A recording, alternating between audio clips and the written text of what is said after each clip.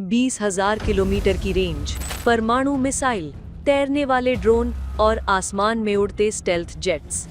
Beijing की विशाल सैन्य parade ने दुनिया को दिखा दिया है कि अगली जंग किस स्तर पर लड़ी जाएगी। सबसे बड़ा धमाका किया चीन ने अपनी नई intercontinental ballistic missile DF-5C। 20,000 kilometre की रेंज, यानी धरती का कोई भी हिस्सा अब इसके निशाने से बाहर नहीं।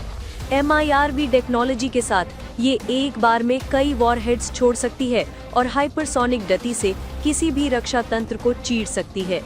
स्पष्ट है, चीन अब ग्लोबल कवरेज न्यूक्लियर पावर का दावा कर रहा है। इतना ही नहीं, चीन ने पहली बार अपनी पूरी न्यूक्लियर ट्रायड, जमीन से मोबाइल ICBMs, पानी के नीचे JL-3 सबमरीन लॉन्च्ड मिसाइल और हवा में JL-1 एयर लॉन्च्ड सिस्टम।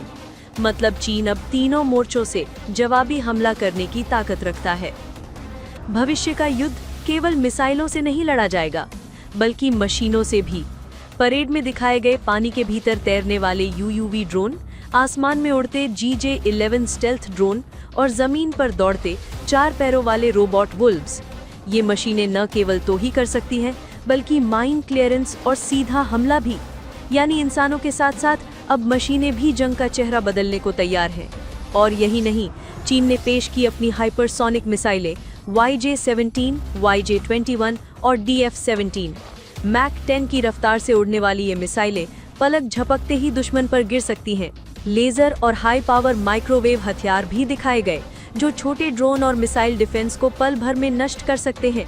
साथ ही J-35 स्टेल्थ फाइटर और KJ-600 जैसे हाईटेक एयरक्राफ्ट ने भी सबका ध्यान खींचा।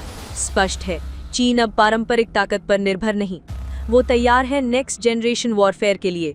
20,000 किलोमीटर की मिसाइल, तैरते उड़ते ड्रोन और लेजर हथियार। सवाल यही है, क्या दुनिया तैयार है उस युद्ध के लिए जिसका चेहरा अब इंसानों से ज्यादा मशीनें तय करेंगी?